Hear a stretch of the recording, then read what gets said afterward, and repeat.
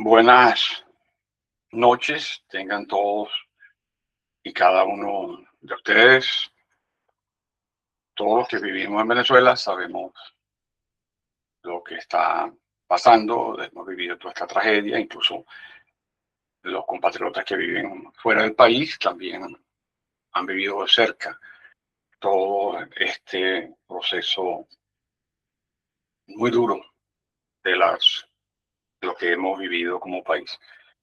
Entonces yo quisiera que comenzáramos hoy con un minuto de silencio en homenaje a todo lo que ha pasado, a todas las víctimas, a los sobrevivientes, a los rescatistas, etcétera. Cada quien pensando en agradecimiento y consolación a todas las víctimas. Un minuto de silencio, comienza el minuto de silencio.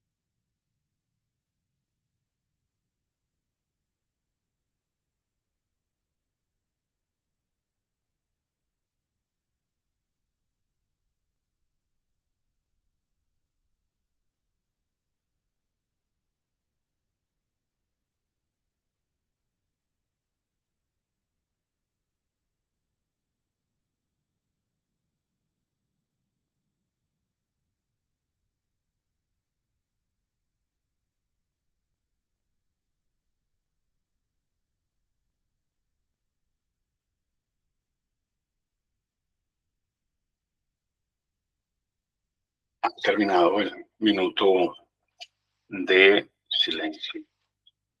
Vamos a comenzar.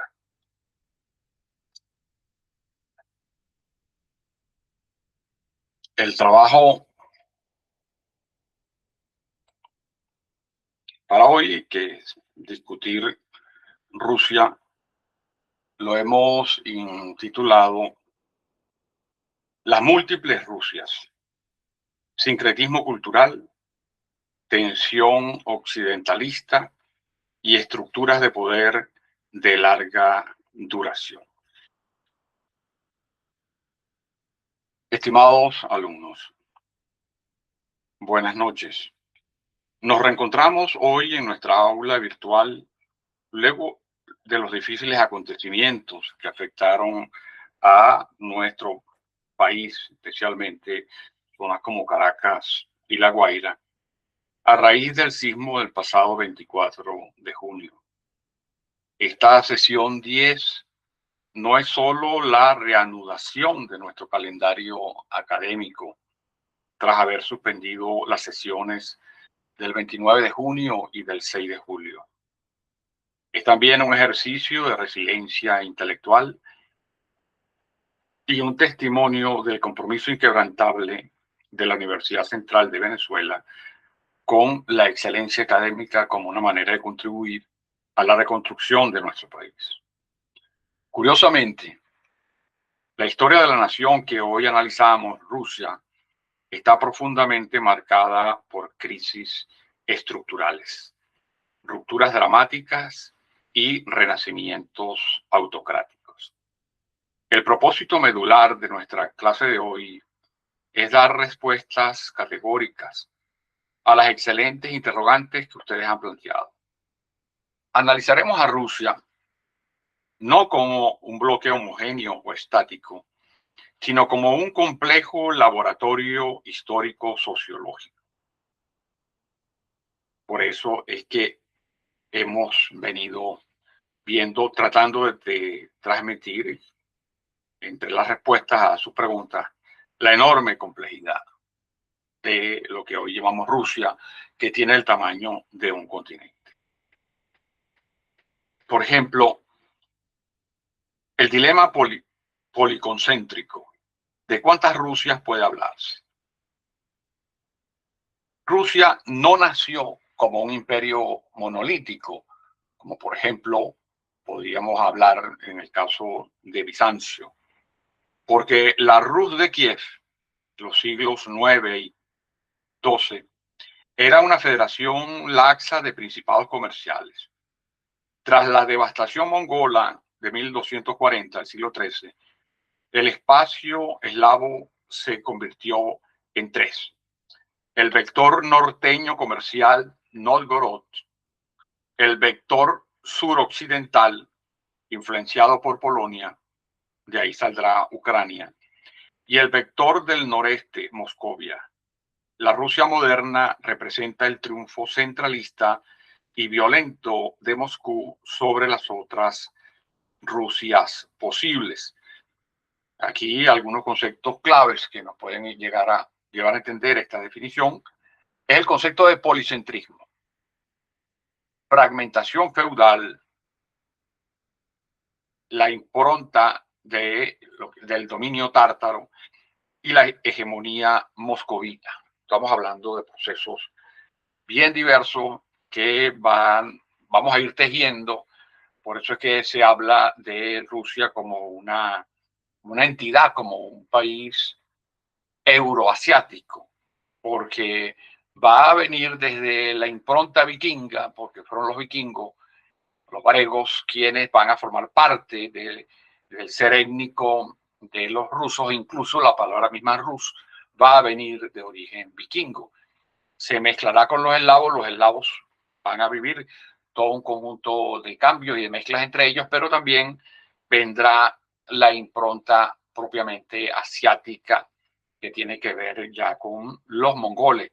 Entonces estamos hablando de algo bastante complejo y que abarca dos continentes y abarca una diversidad en la conformación de lo que se va a llamar el pueblo ruso bien interesante y que, a mi modo de ver, al igual que lo dicen los principales autores de esta historia, es que esa conformación del etos ruso sigue actualmente igualita. Es decir, una conformación de un etos que ha sobrevivido más de 1000 años.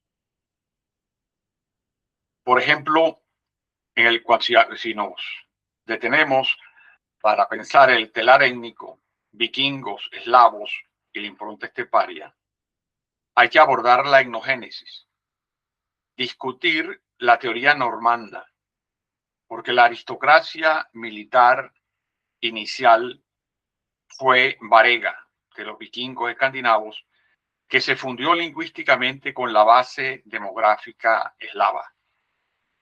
El tercer milenio crucial no fue de sangre, sino de poder. La dominación mongola, la Horda de Oro, inoculó en Moscú el censo, la fiscalidad punitiva y la noción de obediencia absoluta sin vasallaje feudal europeo. Aquí está una de las características que es importante señalar, porque hay una crítica que hace Weber, que después la vamos a ir viendo con detenimiento, para ver cuál es la densidad real de esa crítica, que habla de cómo no se occidentalizó Rusia, etcétera. Y es que a veces hay que tomar en cuenta de la fusión que se hizo ahí y de que adoptó lo que se llama, lo que incluso el propio Marx llamaba el modo de producción asiático. Si no es un feudalismo totalmente europeo, sino mezclado con otras cosas provenientes de Asia, especialmente a través de la Horda de Oro y los tátaros y lo que eso significa con Mongolia. Entre otras cosas, es el ultracentralismo, la fiscalidad punitiva, es decir, la función de los impuestos de una manera absolutamente atosigante que ahorcaba cualquier posibilidad. Y entonces, además de eso, exigía una obediencia absoluta, que después, sobre todo en el semestre que viene, cuando analicemos la visión de Huntington, cuando habla de la lucha de las civilizaciones, veremos cómo hay civilizaciones que en su estructura no contemplan la posibilidad de la democracia. Y entonces a veces cuando uno lo analiza desde el punto de vista de la democracia, entonces observa que hay fallos o que no está completa, pero resulta que eso no es un problema para ellos, para muchos de estas civilizaciones. Pero ahí ya será el semestre que viene que iremos llegando fácilmente a a la conclusión que la democracia es una proposición, como ya lo venía apuntando Weber, una proposición que nace en Grecia y tiene un origen evidentemente occidental. Y aún hoy sigue siendo solamente occidental. Y esto es importante tenerlo en cuenta, sobre todo cuando hablemos ya de la geopolítica actual, que será el semestre que viene. Dentro de esa diversidad rusa se va gestando lo que podemos, llamando, aquí dice Daniel Alejandro, que no estamos comenzando, Daniel Ortega. Por favor, alguien que le escriba en el chat que sí estamos comenzando. Y ahí en el chat está, que alguien que le escriba en el chat, por favor, a Daniel Alejandro Ortega, que sí estamos empezando. Y que ahí en el propio chat y en su propio correo tiene el vínculo para entrar, de tal manera que lo utilice. No sé por qué dice que no empezamos, sí comenzamos. Uno de los elementos que interesa discutir y que ha estado en algunas de las preguntas que ustedes han hecho, es cómo se va conformando ese ethos ruso, por ejemplo, desde el punto de vista estético. Y yo creo que aquí hay que empezar con algunas cosas que lo alejan a uno de cierta visión que tiene Weber, cuando va diciendo que hay algo así como que la estética ha sido un simple producto de las distintas influencias recibidas, pero que no hay una especie de producción rusa importante. Yo creo que aquí nosotros tenemos que ver cosas como la siguiente. En principio, la mayoría de las civilizaciones, incluso de las que hemos visto aquí, como Bizancio, como Islam, o como las que veremos de otros lugares, incluso de Italia o de Francia, siempre ha habido muchas influencias mutuas, muchos préstamos culturales, y que eso se ha venido, después se sincretiza organizando la manera particular como lo organiza cada sociedad. Pero no, eso es válido como para afirmar que no hay una especie de estética rusa o que casi no ha habido producción. Ha habido, por supuesto, y hay una manera de manifestarse, que lo vamos a ver, por ejemplo, en algo que critica Weber, pero que a mí me parece, desde el punto de vista estético, algo muy valioso, como son la combinación de colores que hay en la gran arquitectura religiosa rusa, especialmente en las cúpulas de las iglesias. Este arte, este arte va a ser, digamos, muy importante tomarlo en cuenta, de que se va a generar y que eso va a expresar, después cuando veamos la parte religiosa, va a expresar una característica que sigue existiendo, que se va a manifestar de distintas maneras y que forma parte de ese ser ruso que lo hace que el ruso mismo se sienta distinto. El ruso siente que tiene una manera de expresarse en el mundo, una manera, digamos, a nivel de civilización, que hace que él quiera ocupar un lugar dentro de las civilizaciones actuales. Por eso tenemos que, esta estética, porque esta estética tiene que ver con la fe, tiene que ver con la geopolítica y tiene que ver con el legado bizantino.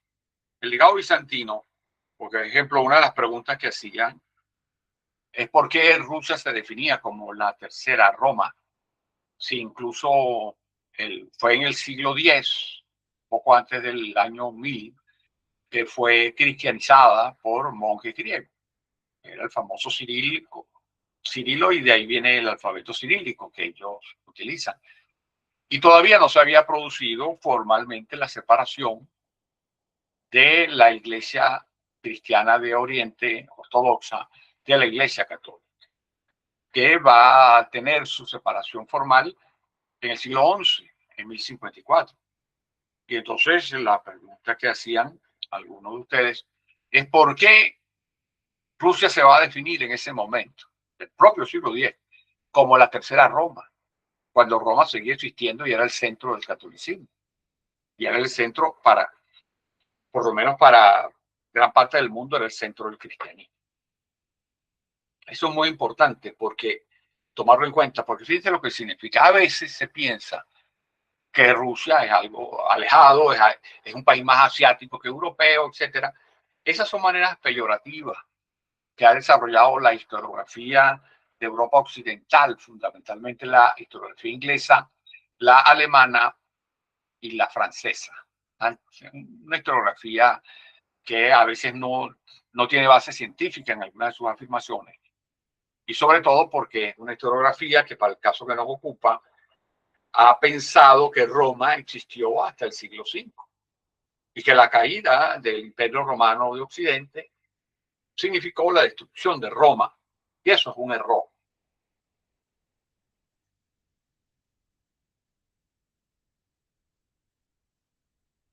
¿Por qué es un error? Porque el Imperio Romano de Oriente siguió 1000 años más. Y por eso que se ha ocultado tanto. En la historiografía de que tiene ese signo europeo, inglés, alemán y francés, se ha ocultado el papel de Bizancio. Incluso yo me acuerdo cuando uno veía en bachillerato la caída del Imperio Romano, era el siglo V. Después uno no hablaba de lo que había sido Bizancio. Y Bizancio ha sido importante no solamente para Occidente, sino para Oriente ha sido fundamental. Y hay toda una herencia romana de Oriente que se manejó en griego y se sigue manejando en griego. Y que es a veces la Europa, que como no es occidental, no es muy celebrada o no es muy difundida su historia. Y es muy importante porque es la que nos va a permitir, en gran parte, entender el papel que Rusia se da a sí mismo. Porque ¿qué era lo que veía Rusia? Fíjense que hablaba de la tercera Roma, no de la segunda. Porque reconocía Roma, Constantinopla, y ahora quería después desarrollarse en Moscú, como ya después se va a desarrollar cuando Moscú asuma la hegemonía o el centro principal en Rusia. Es decir, no descartaba a Rusia en su visión la influencia de Roma ni la influencia de Constantinopla, sino empezaba a hablar de un tercer polo. Y esto es muy importante porque, por ejemplo, cuando se descarta a Bizancio en la historiografía europea de los países que ya he nombrado, se está descartando lo que era la competencia real de Roma. Se descarta. Entonces se perfila y se concentra solamente en Roma. Y por supuesto, eso le da pie a decir que Rusia no ha sido europea o no pertenece a la visión europea cuando resulta que Rusia estuvo cercana o fue originada por una de las versiones europeas, que era la griega, con el imperio de Bizancio. Entonces, Rusia se da a sí misma ese lugar en la historia de ser, digamos, el nuevo polo o uno de un tercer polo en este caso, o uno de los grandes polos de la misma civilización cristiana. Porque también aquí entra algo que debemos tomar en consideración, que es que nosotros cuando el autor habla de Occidente, realmente está hablando del cristianismo, pero como son sociólogos, en este caso ateos, entonces se inhiben porque consideran que no es científico hablar de la sociedad cristiana. Eso fue lo real. Así como, por ejemplo, los musulmanes hablan de la civilización islámica, eso es lo normal, porque eso es lo que existió. La cosa que por la visión de toda la lucha que va a ir triunfando, especialmente a finales desde mediados del 18, la disputa que había en el interior de Europa entre una visión atea y una visión cristiana, irá convirtiéndose en dominante en una visión atea, y entonces quiere eliminar de la historia lo que el cristianismo ha construido. Una cosa es que a ti no te guste el cristianismo, o seas ateo o no te guste ninguna religión, y eso es absolutamente respetable. Otra cosa es que entonces a partir de eso tú niegues la realidad. La realidad es que estamos hablando, y aquí vamos a agregarle otro elemento para quizás lograr comprender algunas cosas que Weber no dice, que estamos hablando, cuando habla de civilización occidental, es que a partir del surgimiento del cristianismo ya la civilización occidental se iba a expresar por tres, lo que llaman en la síntesis, que no es síntesis, que es una lucha dialéctica, incluso más que dialéctica, pues son tres. Es una lucha permanente entre tres polos que integran la llamada civilización occidental, que es la visión como el cristianismo, el judaísmo se vinculan a través de tres expresiones, como después van a ser el cristianismo católico, el cristianismo protestante y el cristianismo ortodoxo. Ahí hay algo que, así como se ha dicho que esta civilización tiene tres ciudades como foco: Jerusalén por el cristianismo y el judaísmo, y tienes a Atenas por todo lo que significa por la civilización griega, y además tienes a Atenas, tienes a Roma y tienes a Jerusalén. Entonces son tres ciudades, sí, pero esas tres ciudades no solamente las va a ir a Occidente, sino esas tres ciudades, de esas tres ciudades, dos van a ir hacia Occidente, la parte romana, que después se va a dividir entre Roma y Alemania. Y la otra parte, que pasa por Constantinopla, va a terminar recayendo como potencia fundamental en Rusia. Entonces ahí viene también el aporte griego a Rusia. Bueno, tanto el aporte griego que la escritura de ellos, la escritura cirílica, como llaman, por los monjes Cirilo, es una escritura griega. Entonces, eso es importante tener en cuenta ese término de la tercera Roma, porque se siente el legado de Roma. Y tanto es así que el César, después en idioma ruso, se transforma en el zar. Es la misma, es el mismo término, es el mismo término, César y zar. Entonces, creo que esto nos ayudaría a entender, digamos, la división del cristianismo.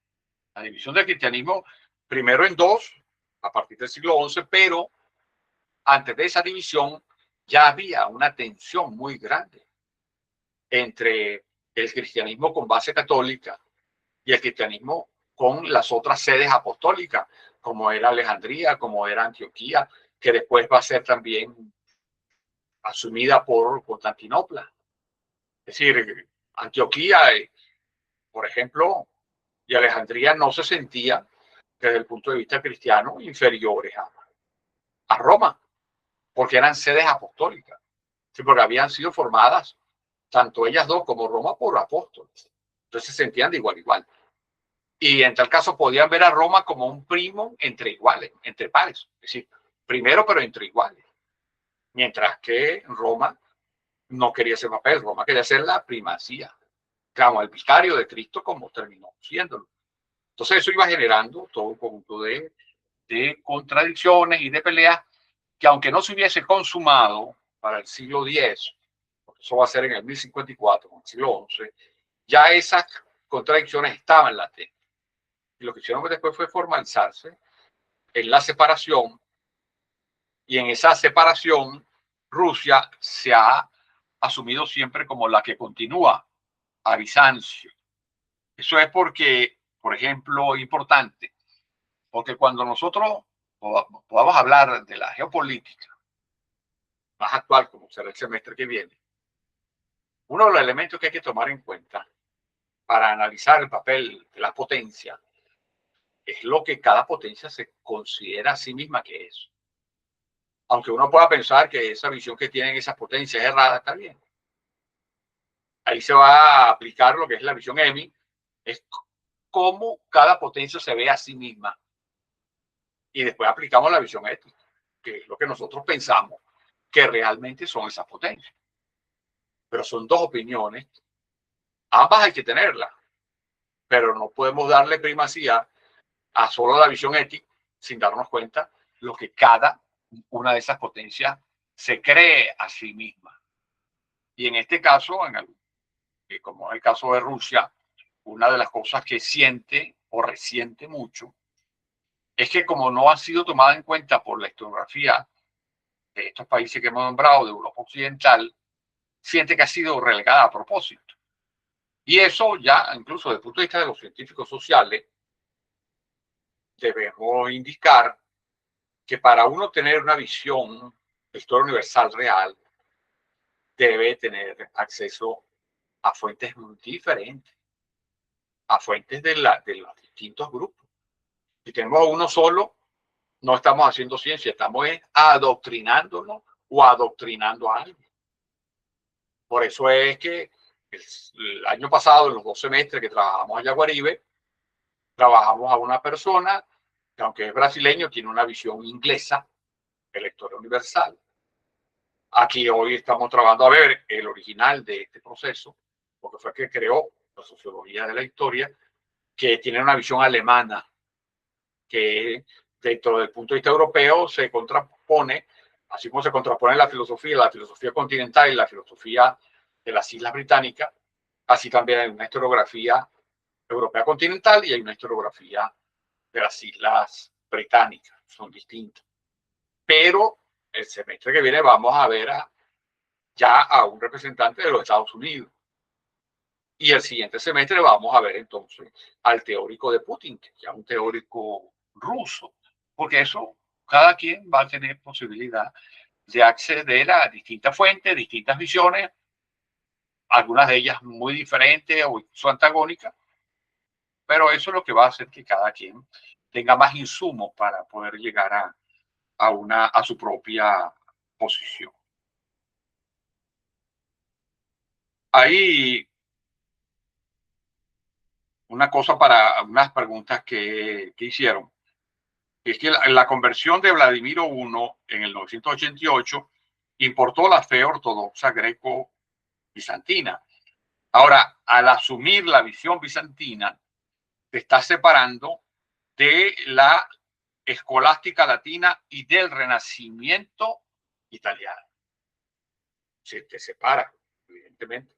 Son 2 visiones distintas, pero cada una de esas visiones tiene también su riqueza.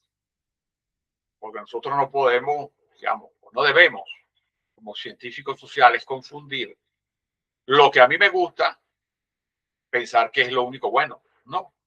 Al final uno se decide por tal cosa porque piensa que están ahí concentradas las mejores virtudes. Pero nosotros no podemos a partir de ahí negar completamente al otro. Negarlo porque eso no es correcto. Entonces, se aleja de la escolástica, es cierto. Y nosotros a veces tenemos una visión muy clara, porque por nuestro desarrollo, cada vez que nosotros vemos historia de la filosofía, seguimos una línea que viene de Grecia, pero atraviesa, como debe ser, la escolástica, y la escolástica es la que termina llevándonos digamos, a la filosofía moderna o a la filosofía del siglo XIX.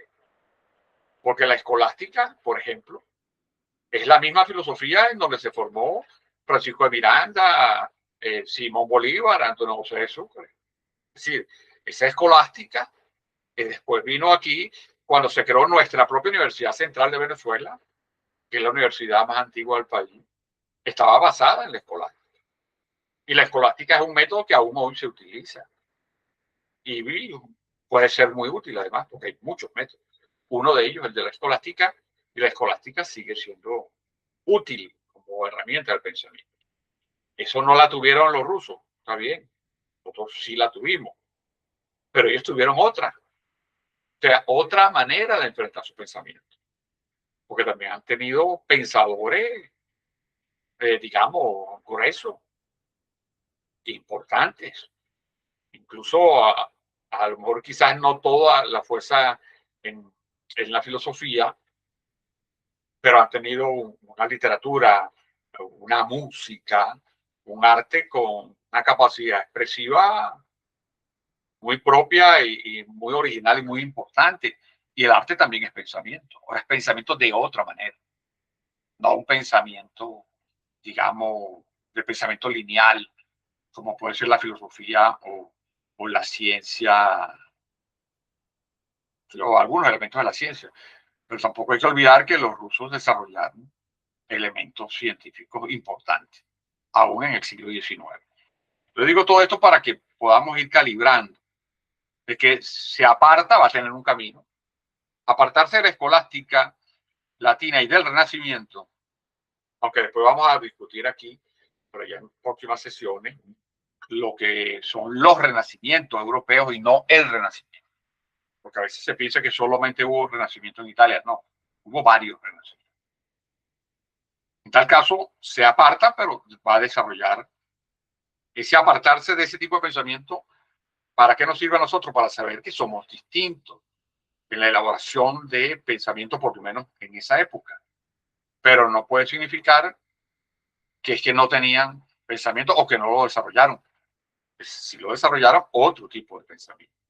Porque ellos tenían una influencia asiática que sobre todo de Asia, de los mongoles, etcétera, que no tenía Europa occidental.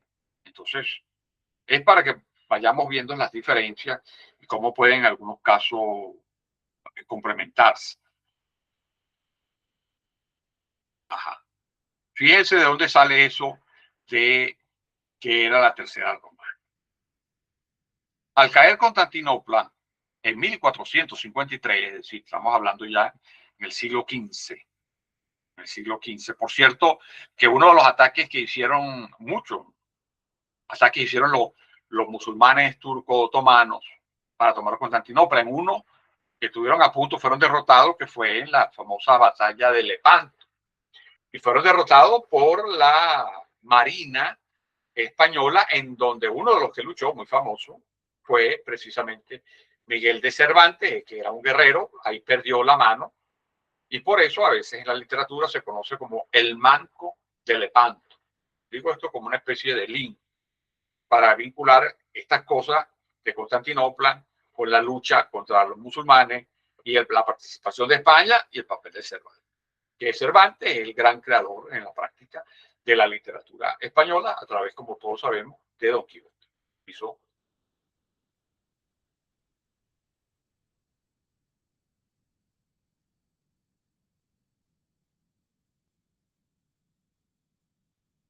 cuando cae Constantinopla, Moscú asume la traslación del imperio bajo la doctrina teológica política del monje Filofei de Skop. Dos Romas han caído, la tercera se mantiene y una cuarta no existirá. Rusia se autodefine como la reserva sagrada de la verdadera fe. Fíjense eso. Fíjense cómo se va desarrollando el concepto de Roma. De la tercera Roma es un concepto geopolítico, pero que además viene acompañado, y esto es del siglo XV, con la otra de que no va a existir una cuarta. Si la primera Roma como imperio ya no existe, existe la Iglesia Católica, es otra religión, digamos, pero no es el imperio. Al destruirse Constantinopla, se cae el Imperio Romano de Oriente. Entonces, imagínense lo que está asumiendo Rusia. La continuación del Imperio Romano. La continuación del Imperio Romano. Que antes, siglos antes, lo habían tratado los alemanes cuando se creó el Imperio Carolingio, de que se llamaron Imperio Romano, Imperio Sacro Romano Germánico. Y cómo Roma sigue siendo importante como referencia. Entonces, fíjense ustedes lo que significa que Rusia geopolíticamente dice, hay dos Romas que han caído, Moscú pasa a ser la tercera Roma y no va a haber cuarta Roma. Esa visión es fundamental en la definición que hace Rusia de sí misma, que después es la misma definición que va a seguir existiendo, que es una definición de gran centro, que después vamos a ir viendo todas las debilidades de esa sociedad que fue invadida permanentemente, tal como lo señala Weber, que Weber habla prácticamente de una Rusia inacabada, que no pudo cuajar completamente. Creo que, digamos, tiene algo de razón, pero no es totalmente así. Pero sí ha quedado en el pueblo y en la memoria colectiva de los rusos la idea de que han sido invadidos muchísimas veces. Y entonces lo que señala Weber ahí de una especie de rechazo permanente a lo extranjero tiene que ver con eso, que aún hoy se mantiene. Se mantiene como elemento cultural. Y Weber nos dice por qué, por todas esas circunstancias históricas. Entonces, veamos de dónde viene ya ese término. Luego, cuando lo pasamos al arte y la arquitectura rusa, hay que destacar que el arte ruso es un sincretismo único, pero que la mayoría de las culturas han sido sincréticas. Fíjense cuando él detallaba con bastante certeza, pero además alabando el sincretismo, cómo funcionó en el Islam, lo cual es correcto, fueron sincretizando y fueron creando cosas, pero que también el sincretismo es parte de una definición más amplia de contacto cultural entre sociedades, en donde se intercambian cosas que a veces dan origen a cosas nuevas. Y así es que han surgido grandes cosas, grandes descubrimientos o grandes inventos en las sociedades. O sea, no puede usarse el sincretismo como un elemento peyorativo o un elemento para devaluar la experiencia de creación en otras sociedades, que en el caso ruso ha sido importante este sincretismo en el arte y en la arquitectura, sobre todo la arquitectura religiosa. Fíjense lo que son las cúpulas bulbosas, que fusionan la ingeniería climática eslava con la mística espacial de Bizancio y trazos geométricos de la estepa. Cuando se compara, es un proceso sociológico equivalente al Renacimiento italiano. El Renacimiento italiano va a combinar una visión que empezaron a tener los italianos de la antigüedad clásica, una visión, y esa visión lo que significa es una reconstrucción o es una invención en parte también. Pero se va a vincular con otro proceso creado ahí mismo en ese siglo XV, que es el humanismo, que son dos cosas distintas y se fusionan. El gótico germánico, porque ese modelo arquitectónico o la síntesis persa bizantina que dio origen al arte islámico clásico. Y aquí quizá debemos señalar o destacar un elemento importante. ¿Por qué hablan tanto de la arquitectura? Porque a veces nosotros, por la historiografía que revisamos en los cursos que hemos tomado a lo largo de los estudios de cada quien, vinculados al área histórica, casi siempre historia económica, historia política, historia étnica en algunos casos, pero no se piensa que no es tan importante desde el punto de vista histórico o para explicar los grandes procesos históricos la arquitectura. Y resulta que sí lo es, sí lo es. La arquitectura, como es algo muy costoso en la arquitectura que estamos hablando, porque fíjese cuánto cuesta construir una catedral o una gran iglesia, cuánto costaba en ese tiempo. Significa la inversión de muchísimos recursos. Y para realizar esas grandes construcciones, se relacionaron con muchísima gente que sabía hacer eso, por lo tanto proveniente de diversas fuentes, de diversos países, de diversas etnias, de diversos tipos de pensamiento. Entonces, cuando uno ve la arquitectura, hay que verla como un gran hito de información sobre la cultura y sobre la sociedad de ese país en particular. Por ejemplo, yo creo que pudiéramos señalar la importancia, aprovechando que también tenemos un arqueólogo dentro de nosotros, creo que es el arqueólogo Jaime, que sabe la importancia de la cerámica. ¿Por qué? Porque cuando un arqueólogo descubre la huella de una cerámica en X grupo social, X grupo étnico de hace cuántos cientos, siglos, varios siglos antes, pero la cerámica es tan complicada hacerla porque requiere, es un arte de fuego, por lo tanto requiere horno, requiere el insumo que se le mete a los hornos, requiere tornos, requiere cuando se le hacen las figuras, esas son muy específicas. Es muy difícil encontrar dos cerámicas iguales que no hayan tenido contacto antes, de sociedades que no hayan tenido contacto antes. Casi siempre las cerámicas pueden ser vistas, o así se entiende. Las cerámicas son como huellas digitales de las culturas. Al igual que hoy se acepta, para el caso de las culturas africanas, que las huellas digitales de muchas culturas africanas subsaharianas es la música, especialmente la clave.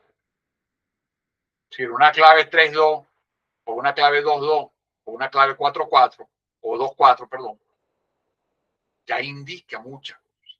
O sea, cada clave indica un grupo humano específico. Eso es parte de lo que vienen haciendo en los estudios para reconstruir la historia de una sociedad que está basada en la oralidad rítmica. Entonces, es vital. Ahora imagínense la escala. Si la cerámica es importante, porque nos dice todo eso, ¿cuánto nos dice una arquitectura grande? ¿Cuánto nos dicen las iglesias, las catedrales, las sinagogas, las mezquitas? Nos dice muchísimo. Por eso es que esa parte de las cúpulas bulbosas, bueno, ya la comparan con algo similar a lo que sucedió al Renacimiento italiano, al gótico germánico o a la síntesis persa bizantina, o sea, algo sumamente importante y creativo. Otro elemento es, por ejemplo, algo que pudiéramos decir cuando se usa como criterio, o lo usa Weber, la occidentalización. Pero ese es un criterio incluso de juicio, porque le está diciendo que cuando se occidentaliza y cuando deja de occidentalizarse, él considera que occidentalizarse es lo mejor y dejar de occidentalizarse es lo malo. Ahora fíjense aquí las cosas que hay que tener en cuenta. Que aunque yo pudiera compartir ese criterio, porque nosotros somos parte de la civilización occidental, pero pudiéramos, sin darnos cuenta, cometer el error de etnocentrismo, de pensar que el occidente, como es la cultura nuestra, es la mejor del mundo. No tiene por qué ser así.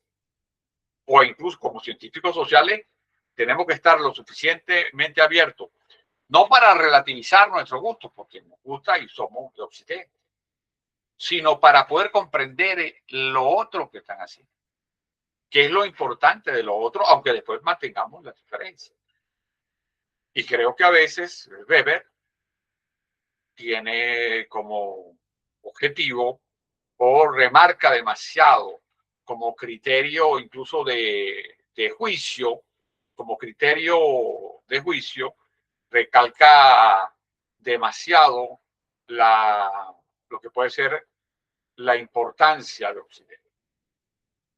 Es decir, si yo voy a hacer historia, tengo que hacer primero historia, digamos, ¿cómo lo haría yo? Yo hago primero historia de Rusia y después puedo establecer la diferencia entre Rusia y Occidente.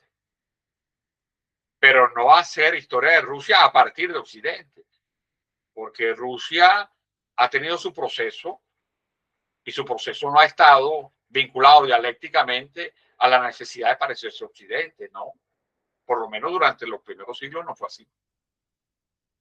No sé si me explico correctamente, pero es para alertar de que aunque yo comparto, pues yo valoro la cultura occidental y nosotros somos occidentales, pero hay que pensar también los valores de la otra. Los valores que Rusia tiene para sí misma,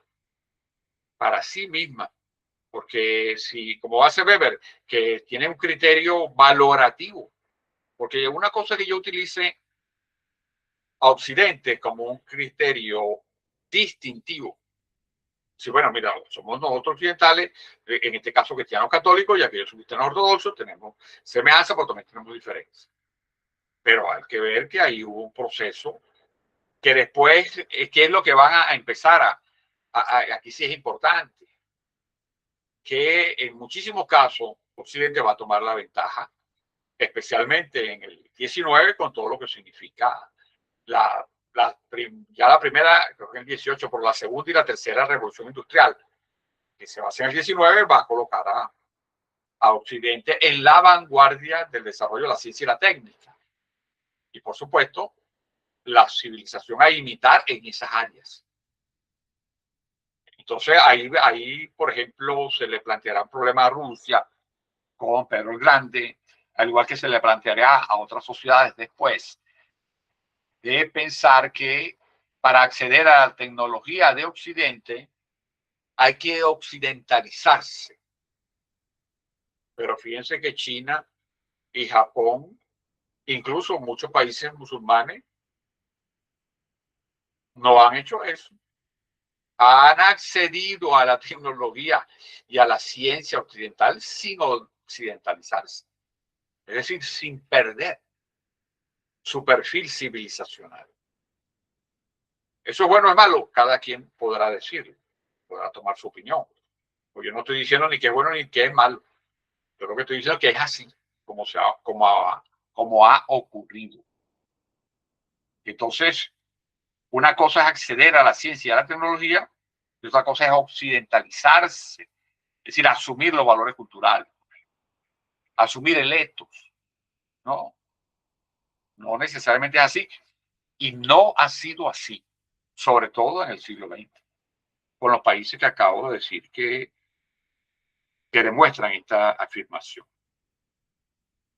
Entonces, cuando en ese péndulo histórico y la occidentalización hay unas rupturas modernizadoras, porque hay unas élites que se colocan a favor de una occidentalización coactiva, ¿sí? Con coacción sobre el grueso del pueblo, que por cierto es una característica de la Ilustración. Permiso.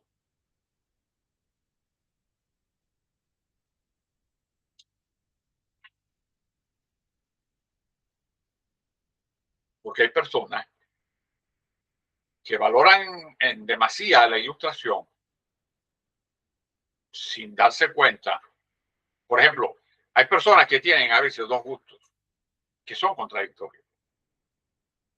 Una admiración o una gran admiración por la Ilustración y una admiración por la democracia. Pero piensan que una va a favor de la otra, es decir, que una conduce a la otra. No, no.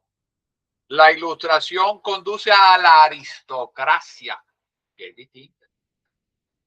No a la democracia, a la aristocracia. Porque la Ilustración es el papel de los ilustrados, de aquellos que se denominan a sí mismos como los poseedores de la razón, de una aristocracia del pensamiento, que termina siendo una aristocracia también del poder. Entonces es distinto. Para ejemplificarlo de una forma muy sencilla, pero con un ejemplo venezolano.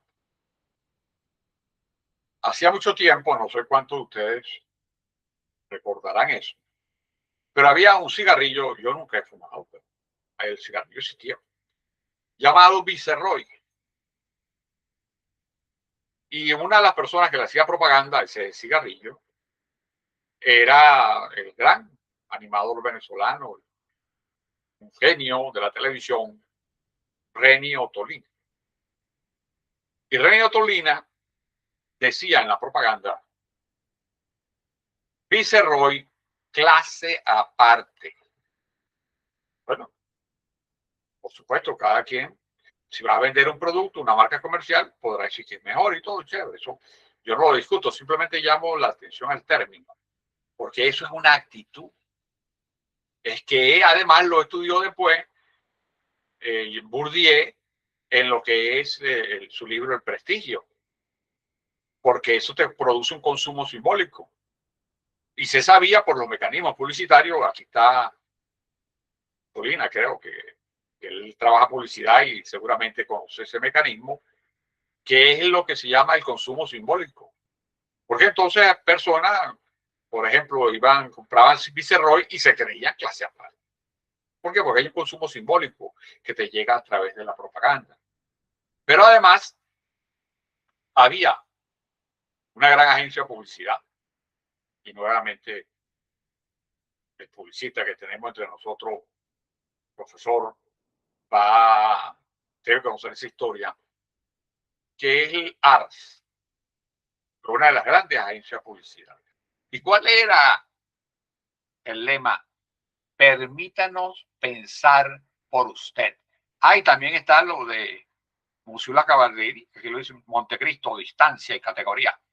Ajá, pero fíjense que Montecristo era un traje más popular porque lo vendían en las Torres del Silencio. Es decir, también implica una cosa, pero la diferencia que había en el precio entre el Viceroy, que costaba, si mal no recuerdo, 2 bolívares, y el ala sin filtro, que la misma caja de 20 costaba medio, era enorme. Era enorme, era 8 veces más. 8 veces más. Entonces, pero Ars que decía, permítanos pensar por usted. Esa es, a mi modo de ver, el mejor ejemplo que podemos decir de los ilustrados. ¿Qué son las personas aquellas que se consideran ilustradas? Ilustrado en el sentido de la ilustración, permítanos pensar por usted. Porque es la misma idea que se planteaba en Grecia, que gobernaran los mejores, es decir, los sabios, los filósofos, digamos. Esa visión la tiene la ilustración. Porque la ilustración conduce a la aristocracia, no a la democracia. Y por eso cuando estas élites rusas participan de ciertos elementos de la ilustración, refuerza más su carácter de élite mesiánica que está destinada a salvar al país. Entonces son capaces de tomar decisiones supuestamente a favor de la mayoría que no ha participado. Y por supuesto, si no ha participado es porque no son ilustrados y hay que imponerla. Entonces es la misma visión autoritaria de aquellos que simplemente eran los señores feudales y se imponían sin necesidad ni siquiera de saber leer, pero es imposición. Y en tal caso, ambos conducen a regímenes autoritarios y potencialmente totalitarios. A quienes les gusten esos regímenes, bueno, se sentirán bien. Quienes creemos en la democracia nos sentimos mal y no nos gustan, pero ahí cada quien verá su gusto. Pero lo que pasa es que a veces, y es la crítica que le hago a Weber, él está asumiendo que hay como una especie de continuidad, después la ilustración, y la ilustración es la democracia, y resulta que como él mismo lo había visto, la democracia, hay un cambio cualitativo importante entre el concepto de democracia griego y el concepto de democracia que terminará imponiendo, digamos, abriendo el cristianismo, que será muy distinto al griego.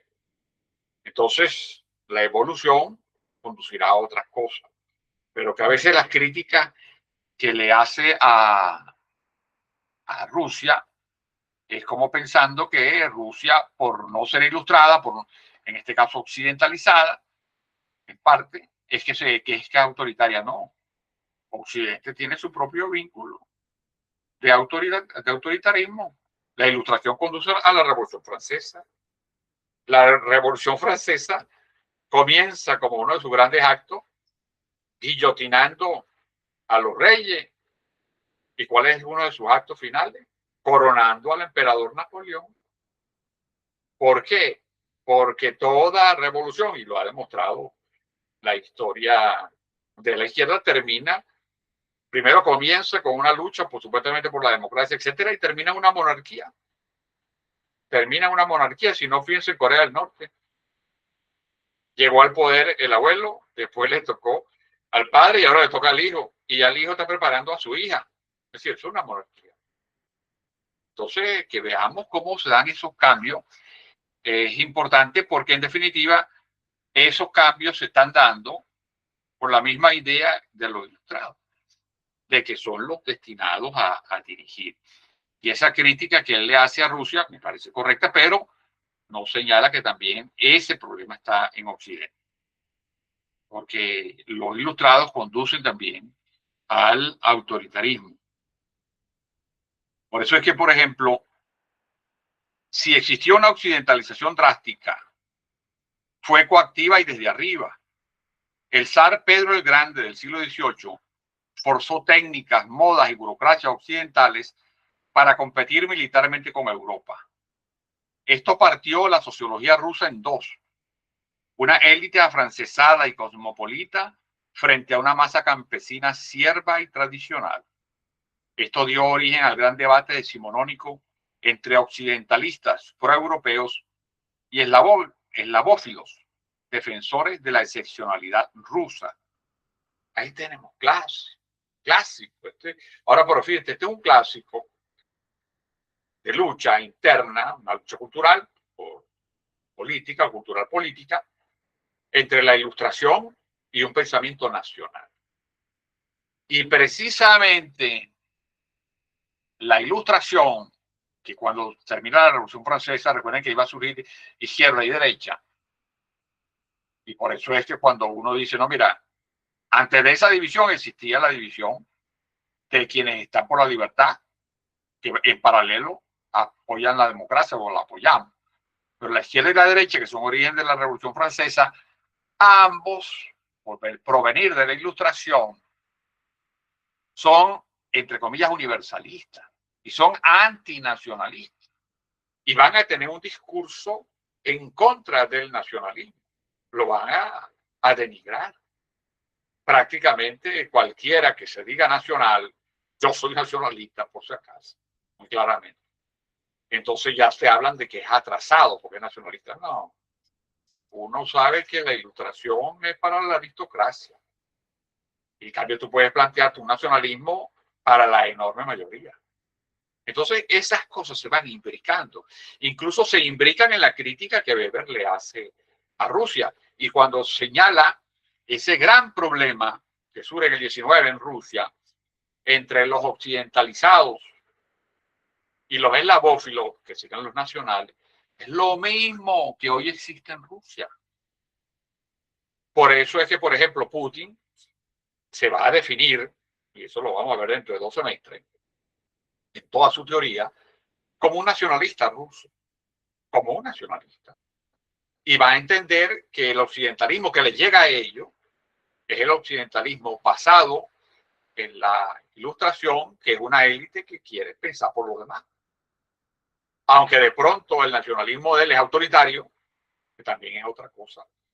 Porque ahora el nacionalismo puede haber nacionalismo autoritario y puede haber nacionalismo democrático. Es decir, que el nacionalismo es aquellas personas que piensan que la estructura cultural y su etos nacional es importante que continúe en el mundo.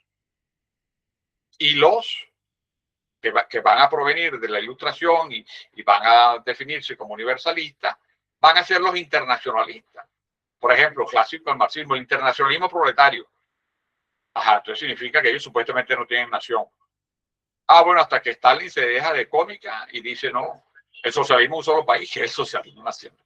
Entonces hace unas mezclas. Por supuesto, esto no es para discutirlo ahorita, pero las coloco esos layos porque creo que la crítica acerba que le hace Weber a Rusia es por lo menos incompleta y además tendenciosa. Y creo que esa crítica pudiera también hacerse aparte de Occidente.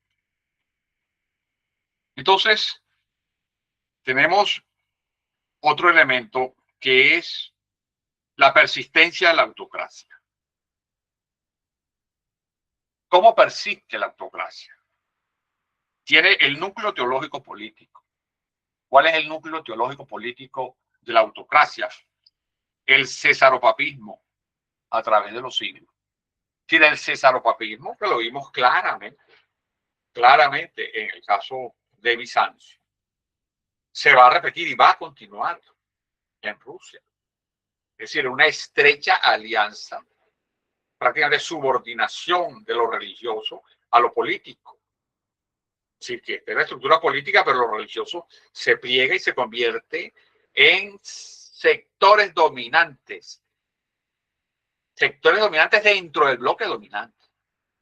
Claro, aquí no tenemos posibilidades de extender más la teoría de Gramsci, que es interesantísima.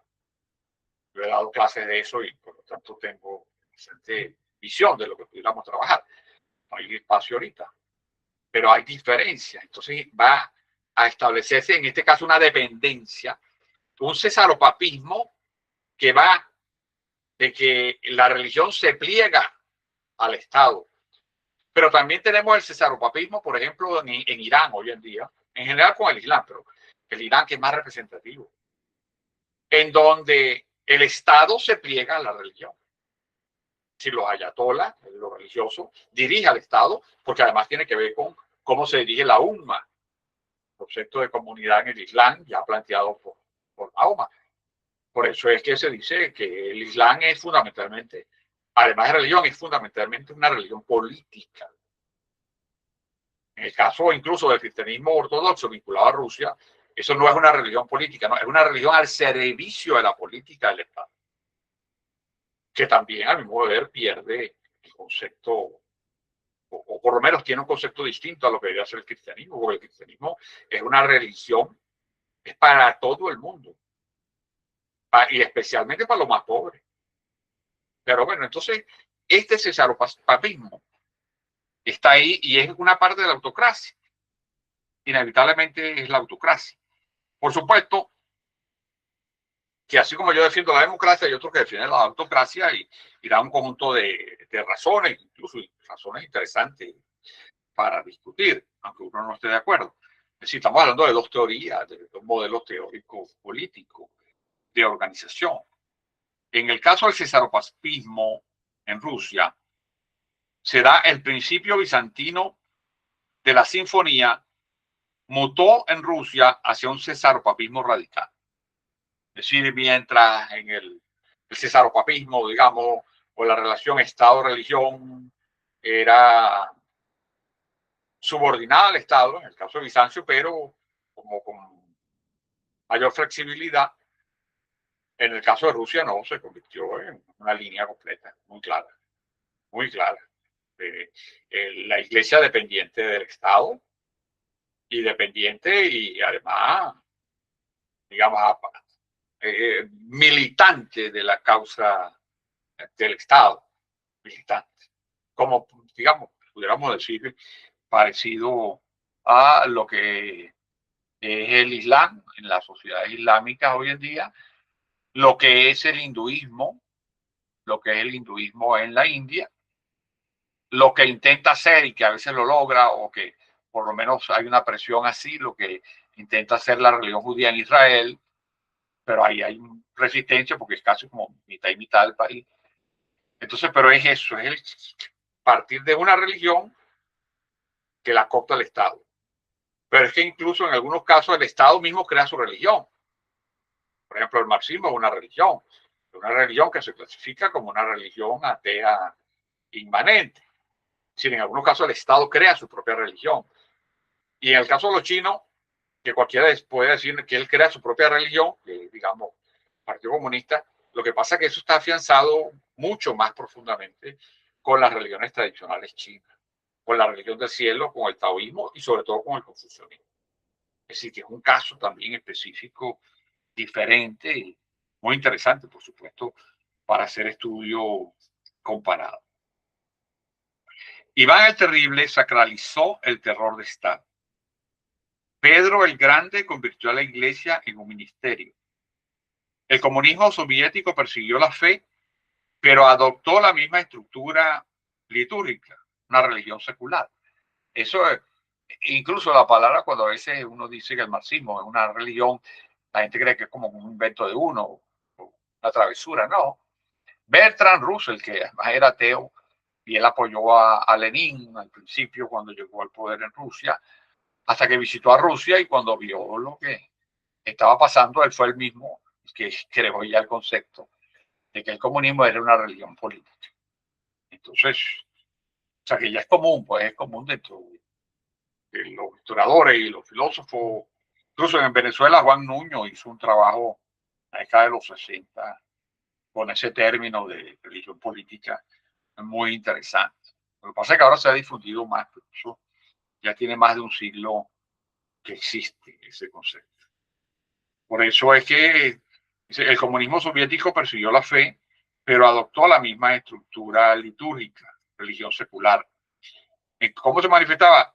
Momificación de líderes, las reliquias. Fíjense cómo momificaron a Lenin, después cómo momificaron a Stalin, si me no recuerdo, y había peregrinaciones para verlo, digamos, las momias, los restos, pues trabajados como momias, así como hay en Vietnam con Ho Chi Minh.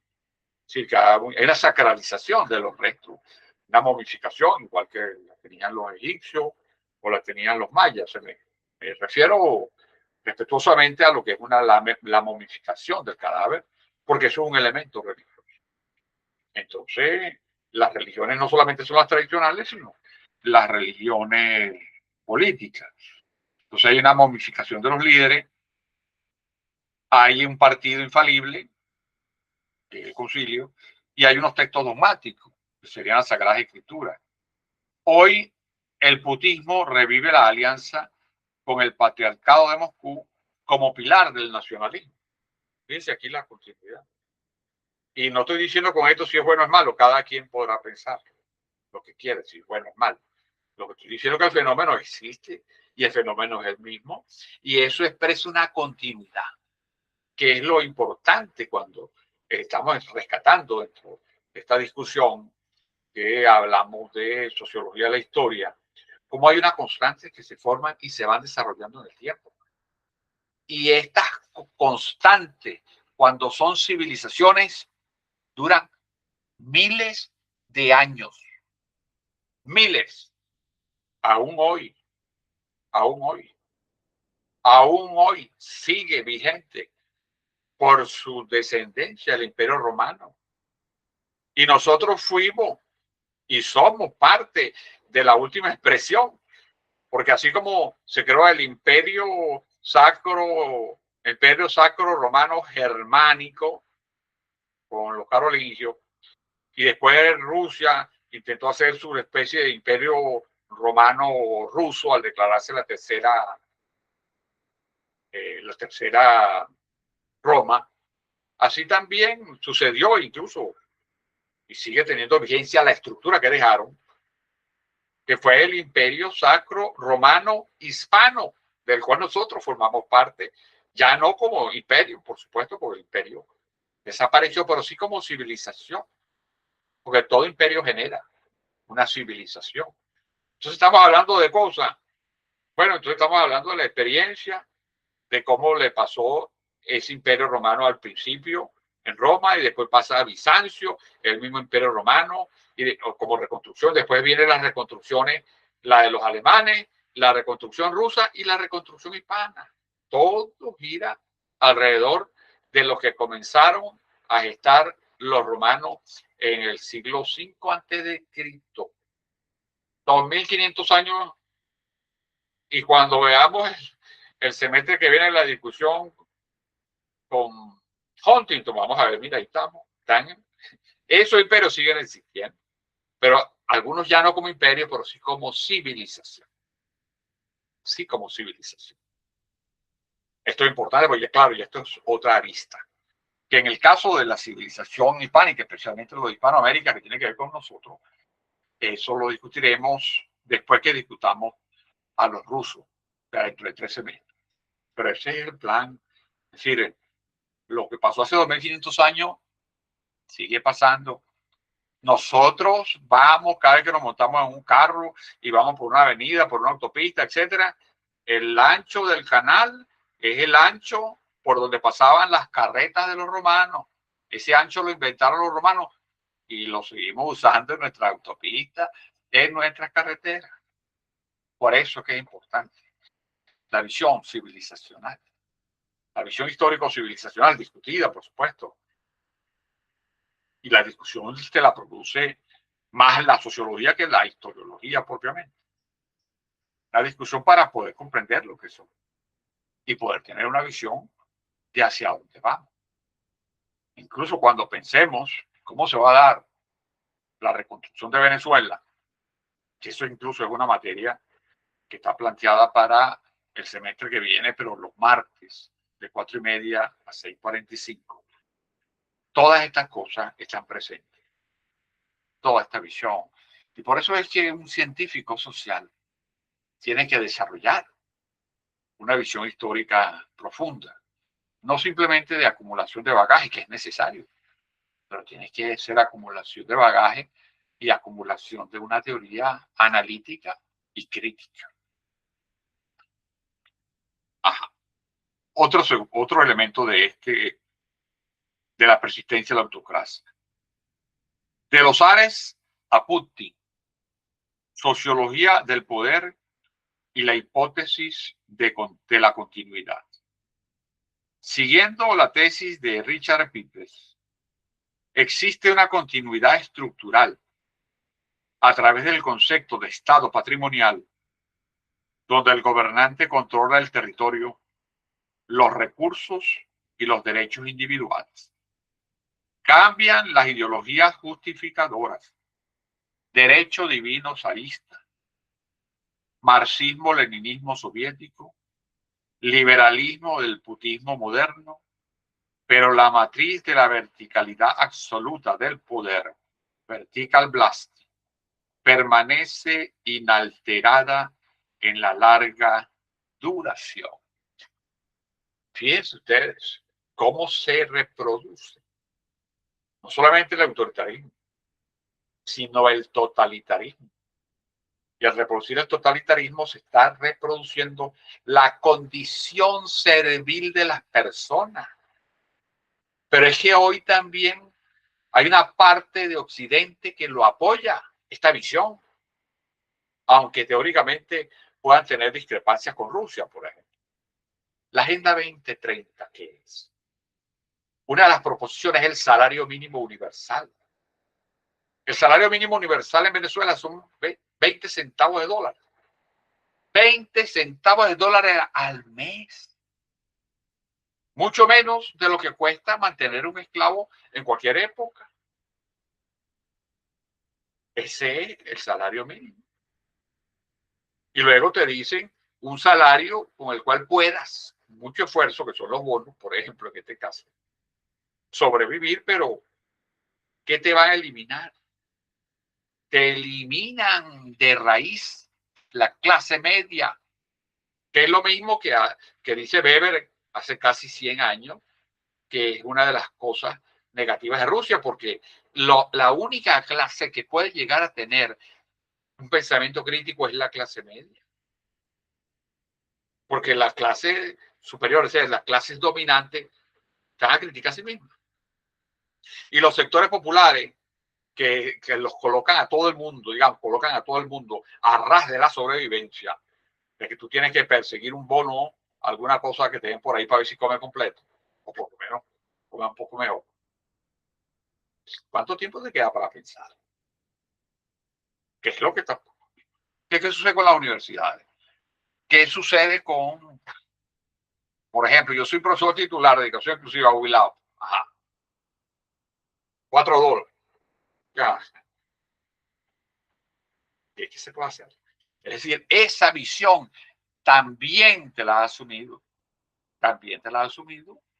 parte de Occidente que viene precisamente también del iluminismo, porque el presidente Macron, francés, puede decir que es iluminista, etcétera, y es la misma visión de la Agenda 2030, porque en última instancia el iluminismo genera una élite de los que se consideran ilustrados. Y si ellos son ilustrados, los demás no. Entonces, bueno, ahí tenemos. Y eso es una de las cosas que, digamos, hoy, en este caso uno aprovecha el discurso de Weber para citarlo, porque Weber no podía hacer la crítica que uno está haciendo, porque son 100 años de diferencia, ¿no? Tampoco es que voy a ser anacrónico a criticarlo, pero para que vean cómo esos procesos siguen estando presentes y se van haciendo fuera de Rusia. Y se están haciendo hoy en día como una de las grandes proposiciones de una parte de Occidente, que es la Agenda 2030, y fíjense que aquí lo dicen clarísimo. El gobernante controla el territorio, los recursos y los derechos individuales. Fíjense que los derechos individuales, en este caso con la comunicación. Cuando tú dices algo que no le interesa a los grandes medios, tienen el argumento, tienen el instrumento de la cultura de la cancelación. Hoy en día, ¿cómo puedes tú, digo, si quieres ser profesor en una universidad, si no tienes acceso a las redes por la cultura de la cancelación? Era lo mismo que hacía en la Unión Soviética con la psiquiatría, que declaraba cualquiera que estuviese en contra de ellos políticamente, lo declaraban enfermo mental y lo internaban en los hospitales psiquiátricos. Y se formó una psiquiatría soviética para culpar al ciudadano que quería ser crítico. Bueno, hoy es suplantado eso de una manera más técnica, más elegante, con la cultura de la cancelación. E incluso, y a donde quieren llegar, ya lo ha perfeccionado China, que es el crédito social. ¿Que cómo hacían eso en Rusia? Ah, bueno, fíjense cómo a lo largo del desarrollo de lo que Weber va a decir, va a llegar un momento que le van a quitar el acceso a la tierra de los campesinos. Se la van a quitar. Y después le van a impedir que se muevan de un sitio para otro. Se lo van a impedir. Así como hubo el experimento hace como 3 o 4 años, cuando la llamada la pandemia, que es que durante casi 2 años encerraron al mundo. Fue un ejercicio de Orwell, 1984, pero en tiempo real, porque hay algo que a veces no captamos. Es la aceleración de los tiempos, la aceleración de las cosas. Así como hoy, si uno trabaja con la inteligencia artificial y sabes trabajarla para tu tema de investigación, rápidamente te da un bosquejo de las cosas que te interesan en 2 horas, algo que tú antes tenías que invertir quizás 3 meses, porque las fuentes no las tenías a mano. Así como hay una aceleración de eso, hay una aceleración de los cambios. Hay una aceleración. Incluso hay teóricos de la historia que están planteando algo bien interesante, sobre todo una historiadora española, que habla de la refeudalización del mundo. La refeudalización del mundo. Por ejemplo, el hecho de que te digan que te van a eliminar los carros que usan gasolina y te lo iban a convertir todos en carros eléctricos. Y resulta que los carros eléctricos necesitan la gasolina para que funcionen las plantas eléctricas, o sea que no estás eliminando supuestamente el anhídrido carbónico, el gas carbónico. Pero te resultaba entonces tan costoso que ibas a dejar de tener carros y te ibas a dejar de transportar. No ibas a poder ir fácil de Caracas a Barquisimeto. Incluso hay la teoría como la vienen haciendo, más o menos aplicando en los Países Bajos, o por lo menos proponiendo, la teoría de los 15 minutos. Es decir, que tú de tu casa te puedas trasladar a cualquier sitio en 15 minutos, cualquier sitio que te quede caminando o en bicicleta. Eso ¿cuánto cuestan ahora los pasajes internacionales? Los pasajes en avión nacional, etcétera? Hay muchas de esas cosas que son derivados o que pueden ser emparentados con este deseo de control, pero que aquí el autor señala, bueno, por supuesto, estamos hablando de hace casi 100 años, pero como esas tendencias, lo que llaman hoy en día algunos historiadores que están diciendo que una refeudalización, bueno, yo todavía quizás no estoy convencido porque a lo mejor me falta del tecnofeudalismo, habla Susana exacto. Digamos, me faltaría como más información para sostenerlo abiertamente, pero creo que lo que he leído es sugerente, es sugerente. Y cuando uno va viendo otras cosas, creo que además de sugerente parece que es cierto, porque además quienes lo están diciendo son historiadores bastante formados, bastante formados. Entonces, nosotros, digamos, cuando lo vemos más en general, estamos observando que en Rusia se van a ir cuajando diversas construcciones. Ahora, dentro de esas construcciones hay algo que Weber señala y que a mí me parece importante, porque quizás sí es un aspecto fundamental de su ethos, que es el ethos de un pueblo. Es la manera como el pueblo se ve así. Yo, por ejemplo, sobre el ethos del pueblo venezolano escribí unas cosas sobre la idea clave de libertad. La he publicado eso. En tal caso, el semestre que viene lo veremos los que tomen la materia los martes. Pero dentro de ese ethos está lo que Weber describe con una acuciosidad interesante, que es cómo paulatinamente va llegando y viene la invasión. Va llegando algo y viene una invasión. Y va llegando algo y viene una invasión. Entonces cualquiera pudiera preguntarse, bueno, pero ¿por qué la invaden tanto? Porque esas invasiones son tan destructivas. Resulta que ahí tenemos que ver cómo es la conformación geográfica de Rusia. Y que vamos a observar que Rusia es fundamentalmente un espacio plano, sin obstáculos. Ahí no hay que pasar la cordillera de los Andes ni la cordillera de los Alpes, un gran obstáculo. O no hay que, por ejemplo, invadir a Japón, todo lo que tú tienes que recorrer por mar, por océano para llegar a Japón. Aquí en Rusia hay una frontera terrestre sin obstáculos importantes para la prolongación hasta el corazón de Rusia, que es una de las razones que fue creando el avance de la OTAN hacia Rusia. ¿Qué argumentaba Rusia? Bueno, ustedes me están haciendo que mis países vecinos, que antes eran sus países satélites, ¿no? Pues tampoco es que había una amistad permanente entre Rusia y Ucrania, que aunque sabemos que los primeros rusos, que fue la Rus de Kiev y después fue la Rus de Moscú, o sea, hay una vinculación étnica evidente, pero en Ucrania son distintos, no son solamente el aporte ruso, los ucranianos tienen otras conformaciones étnicas, además de la parte eslava. ¿Por qué? Porque una parte de Ucrania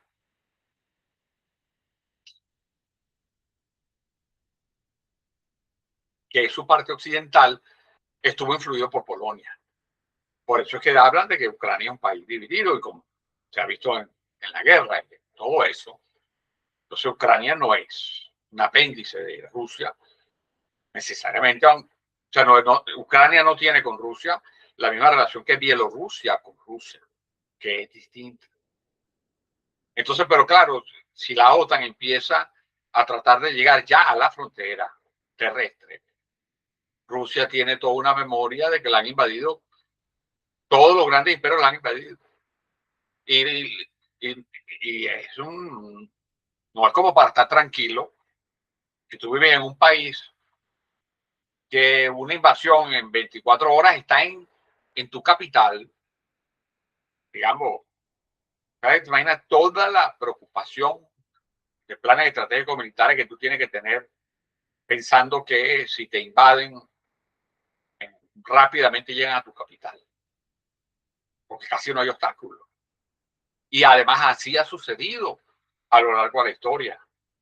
Entonces eso genera, para el caso de los dirigentes rusos, fíjense que estoy hablando un análisis étnico, cómo piensa Putin, suponiendo que fuera así, más o menos por lo que ha dicho. No estoy diciendo que estoy de acuerdo o en desacuerdo, no, porque ese no es mi papel ahorita. Él trata de describir cómo piensa él y cómo ese pensamiento tiene que ver con la historia de Rusia, que la han invadido tanto. Entonces, ¿qué puede pensar por los rusos? Mira, me están colocando mucha gente, están colocando a la OTAN en la frontera. Y la OTAN se formó, fue para luchar contra nosotros. Entonces, ¿qué hacemos? Eso por lo menos está en una de las razones que esgrimió el gobierno ruso para invadir Ucrania. Con esto estoy nuevamente describiendo esa visión. Describiendo. Y que entonces desde Rusia dicen, ¿y por qué hubo ese intento de expandir a la OTAN hacia la frontera?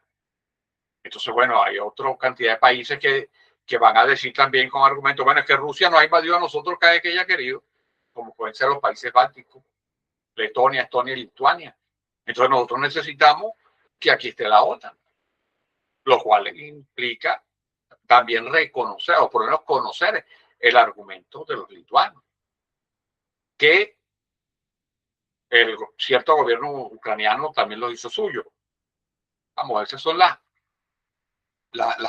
maneras como se van expresando estas diferencias, y fíjense cómo tiene que ver con la realidad. O sea, cómo tiene que ver con la historia, con la interpretación que hacen de la historia. O sea, cómo es que funciona de esa manera. Porque, ¿de qué trata la sociología de la historia? La sociología de la historia trata es de comprender el proceso que explica, el proceso sociológico que explica la realización de determinados hechos históricos. En qué dirección iba, en qué dirección buscaba. Entonces, tenemos que Rusia, por ejemplo, como lo señala Weber, pero lo señala como algo asombroso. El gran desarrollo artístico, por ejemplo, de la literatura y de la música rusa, pero también de la pintura. Porque Kandinsky era también, y fue uno de los grandes pintores. Entonces, ahí hay una visión que hace cosas particulares, que hacen convertir a Rusia en un emporio particular, en un pueblo particular y en una nación particular. Ahora, esa articulación, ese proceso, ¿cómo se va haciendo? Se va haciendo con una lucha en donde no había términos medios. Es decir, la lucha feroz cada paso que se daba. No había la posibilidad de un término intermedio. Entonces, ¿qué es lo que a veces hablan de los extremos? Por ejemplo, una anécdota, no, un elemento adicional que uno lo ha visto en otras, a través de otras lecturas y de otras visiones, porque a mí me interesa conocer eso. Conocer, por ejemplo, los términos militares. Entonces, todo, digamos, toda potencia, es el estudio que uno intenta hacer, tiene que, en parte, es potencia, no solamente por lo económico, etcétera, sino es potencia militar. Entonces, a mí me ha llamado la atención que han habido series que uno busca en YouTube y las consigue, series de gente que piensa esos temas, que son expertos militares y que se han especializado, por ejemplo, en los llamados grupos especiales de cada una de estas grandes potencias. Y entonces señalaba elementos particulares sobre los grupos especiales o los grupos secretos, toda esa, digamos, esa complejidad que tienen en los países, sus servicios secretos, etcétera, que son complejísimos y están en una lucha y una guerra permanente. Entonces, por ejemplo, decían, porque en la práctica todos esos servicios secretos, así no la gente no lo reconozca o no lo descubra, etcétera, pero esos servicios secretos utilizan cualquier recurso para hacer que la voluntad del otro se doblegue, incluyendo elementos de la tortura. Eso es claro. Bueno, que no lo reconocen o lo ocultan, etcétera, pero si tú tienes una idea de cómo funciona la lógica militar de las potencias, eso es así, es duro, no tiene nada que ver con una lógica civil ni con una lucha democrática, es otra cosa.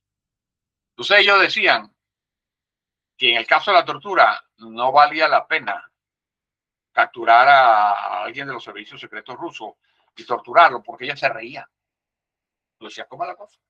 Sí, se reían, es decir, que eso no los afecta. Bueno, una mentalidad, digamos, ahí tú podrías ver el concepto de sacrificio, el concepto estoico de soportar el dolor, que por cierto es griego, ese tipo que se les desarrolla mucho a los que participan en las fuerzas militares de cualquier tipo. Si no, no serían eficaces. Pues entonces, cuando tú ves eso, tú dices, bueno, hay una propensión a la resistencia, una propensión a los extremos, porque así es que ha funcionado la sociedad. Ahí son los extremos. Ahí solamente sobreviven los que llegan a la cúpula, a las élites. E Iván el Terrible destruyó, por ejemplo, a lo que podían ser los señores feudales, si lo queremos, a la nobleza feudal, si lo queremos comparar con el resto de Europa, con la Europa occidental. La descabezó, ahí no hubo ninguna discusión, digamos, ninguna aprensión, los descabezó. Eso, por supuesto, para la mentalidad de uno, por lo menos la mía, eso es como insólito o increíble, ¿no? Bueno, pero la historia nos dice que así fue. Entonces, cuando tú vas destruyendo cualquier intento de crecer la clase media, tú también estás destruyendo las posibilidades económicas, las posibilidades intelectuales, reduces lo que puede ser la posibilidad de creación intelectual, de inventiva, porque ¿de dónde la saca? ¿Cómo la saca? Es decir, que esa división extrema de la sociedad que se dio, pues ahí lo señala Weber de una manera interesante, pero muy clara, esa división, cómo se fueron eliminando. Entonces iban quedando permanentemente como dos Rusias, y la élite y el grueso del pueblo ruso. Ahora, hay algo que él señala que yo creo que a veces no es correcto, porque es como que pensara que ese pueblo ruso entonces no produce nada. No, sí produce. Ahora, produce otro tipo de cultura. Produce culturas extremas, pero ha producido literatura extrema, ha producido música extrema, ha producido elementos religiosos extremos. Por ejemplo, la secta de Rasputín. Bueno, piense que Rasputín, en uno de los que lo intentan matar, le dan arsénico y resulta que para él era como comer chicharrón frío. Pues ya no, si yo todos los días bebo arsénico, un poquitico para irme acostumbrando. Entonces tú me diste como 3 gramos más, eso no me va a matar. ¿Sí? O sea, estamos hablando de personas que se han construido, un tipo de humanidad muy diferente a la humanidad propuesta, digamos, en el Renacimiento, el humanismo renacentista. Que no es que no hubiese gente como eran los grandes condottieri que también mataban a la gente, etcétera, sino que como imagen, como modelo. Entonces, ahí es muy importante, sobre todo cuando lo veamos la discusión por el semestre que viene a los que quieran llegar hasta allá, a esa discusión. Es que nosotros, cuando vamos a hablar de la geopolítica, de las intenciones de cada estado, etcétera, no podemos perder de vista la idea que tienen ellos del ser humano. La idea que tienen del ser humano. Eso es muy importante, porque tú tienes que tomarlo en cuenta. Si no tomas eso en cuenta, estás haciendo un análisis infantil de las circunstancias políticas. Porque si hay personas que, para decir el lenguaje popular, no venden a su madre, pero la alquilan, para quizás graficar más popularmente lo que quiero decir. Si tú vas a negociar, digamos, con una persona que tiene esa idea, entonces, bueno, eso amerita determinadas condiciones para la discusión o exigencia para la discusión, etcétera. Pero cuando ves que eso está impregnado en el eto social, porque es un eto social que siempre está a punto, de disolución del país, que es lo que llamaría Unamuno un estado agónico, una actitud agónica, es decir, que cada cosa que tú haces tiene que ser con una fuerza tal porque es agónica, es decir, te estás jugando la vida con cada cosa que haces. Es decir, que cuando tú vives, por ejemplo, en una sociedad totalitaria, dar tu opinión es agónica, porque te pueden matar por eso, o puedes sufrir muchísimo por dar tu opinión. Entonces, a veces nosotros tenemos que tomar eso en consideración para comprender la mentalidad de cada uno. Y no es que vamos a decir que todo es bueno, es mala. Después podremos cada quien seguir defendiendo la suya. Tiene que comprender la otra. Tiene que comprender. Porque, por ejemplo, también la respuesta de Iván el Terrible, bueno, que es terrible, que no es mamá de gallo lo que hizo. Ah, pero ¿y cómo actuaba la Horda de Oro? La Horda de Oro. Porque ¿cuál es el concepto de vida humana para los mongoles de aquel momento? ¿Cuál era? Si imagínense que se dice que porcentualmente esa Horda de Oro y todo lo que fue el papel en general de los mongoles, que extendieron, fue el imperio más grande de su tiempo y uno de los más grandes del mundo. Bueno, asesinó más personas porcentualmente hablando que los muertos que hubo en la Segunda Guerra Mundial, porcentualmente hablando. Estamos hablando de unos tipos de sociedades, de confrontaciones que no obtenían algo que Weber sugiere, y es muy interesante que no sugiere, pero no dice por qué. Porque no surgió, bueno, aunque después dice algo, que es que quien va a suavizar esas relaciones va a ser el cristianismo, porque el cristianismo va a decir de parte de su herencia judía que la va a aumentar, porque que es lo que decía al final, digamos, el judío desde el punto de vista ético. Bueno, nosotros somos nosotros, pero hay que tener una conducta hacia el huésped, hay que dejar la tierra que se siembra cada 7 años, creo, hay que dejarla sin recoger para que los pobres nuevamente vuelvan a tener algo, etcétera. Y eso incluye a los extranjeros. Es decir, hay una aceptación ahí. El cristianismo lo hace más universal, porque crea el concepto de derecho humano universal, y además lo crea en América a través del reconocimiento de que los indígenas tenían alma. Es una historia reciente, el concepto de derechos humanos, tal como lo conocemos. No es casual que hoy en día, si uno va a la ONU y pregunta cuántos países han firmado la Declaración de los Derechos Humanos de la ONU, háganlo para que se lleven una sorpresa. No es la ONU completa, no, hay una cantidad, decenas de países que no lo firman, porque en contra réplica te dicen, los derechos humanos, eso es un concepto occidental, el colonialismo, el derecho humano, el concepto de derecho humano. Como decía, y lo decía por la prensa no hace mucho, un gesto de influencer español que decía Clema Vista. Decía, no, lo que pasa es que la democracia está sobrevalorada.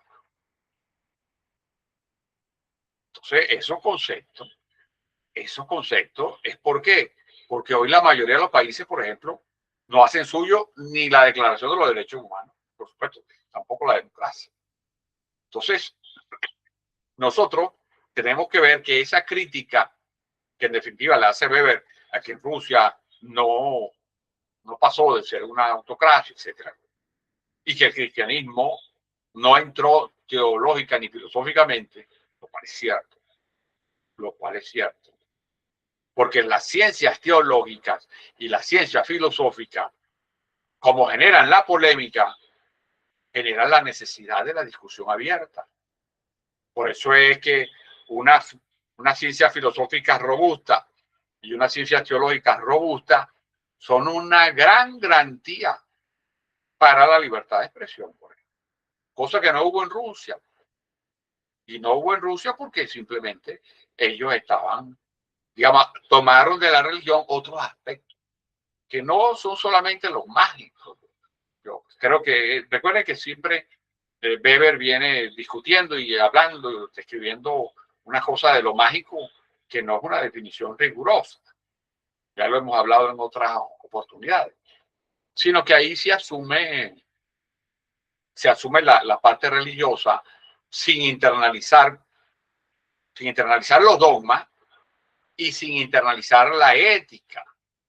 Pero entre otras cosas, fíjense que hay un elemento, porque también algunas preguntas se referían, bueno, pero ¿cómo es eso que la gente, una discusión de que si tú te persinas con los 3 dedos o te persinas con 2 nada más? Y resulta que eso es, desde el punto de vista litúrgico, fundamental para los cristianos. Porque los cristianos te dicen, bueno, hay que tener una imagen de la Trinidad permanente. En cambio, si usas 2, no es. Bueno, es una discusión importante. Y fíjense que esa discusión generó luchas. Entonces cualquiera puede decir, bueno, pero esas discusiones religiosas son inútiles o no sirven, lo que sea. Ah, bueno, pero cuando tú has leído un poco más sobre historia del comunismo, ¿cuál fue la separación que se va a efectuar entre Stalin y Mao? Porque Stalin decía, de acuerdo a la tradición leninista, que tienen que darse un bloque de clases sociales con el proletariado que dirigía a los demás, incluidos los campesinos. ¿Qué decía Mao? Que debería crearse un bloque de alianza entre campesinos, proletarios y soldados. Era una cosa que tú decías, bueno, es casi lo mismo. No, no es casi lo mismo. Tanto es así que no es casi lo mismo desde la visión de la iglesia o de la religión marxista. No es lo mismo, es otra cosa. Y lo llevó a la división de 2 potencias. Se separaron. Menos mal que no fueron a la guerra. Pero se separaron por eso. Que las religiones, cualquier cosa, crea ese tipo de... Y bueno, y las religiones políticas también. Pero fíjense que hay algo que él dice, y me parece correcto señalarlo, y aquí debemos especificarlo, es que él decía, se pone énfasis para ese momento que está describiendo el cristianismo ortodoxo, que creo que todavía sigue siendo así, hasta lo que yo he visto por lo menos en algunos, en Caracas, ¿no? He visto como 2 o 3, vamos a llamarlo Eucaristía.